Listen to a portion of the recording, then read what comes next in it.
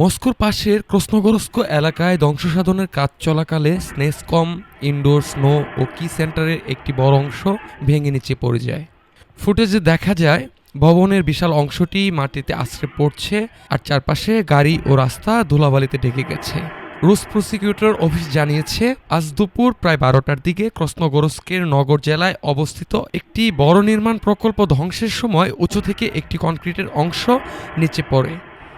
প্রাথমিক তথ্যে জানা গেছে আহতের ঘটনা রয়েছে এবং ধ্বংস সাইটের কাছে পার্ক করা প্রায় 50টিরও বেশি গাড়ি ক্ষতিগ্রস্ত হয়েছে।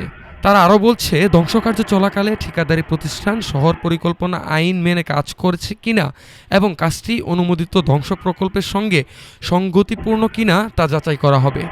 পরবর্তীতে পরিদর্শনের ভিত্তিতে প্রয়োজনীয় ব্যবস্থা নেওয়া হবে।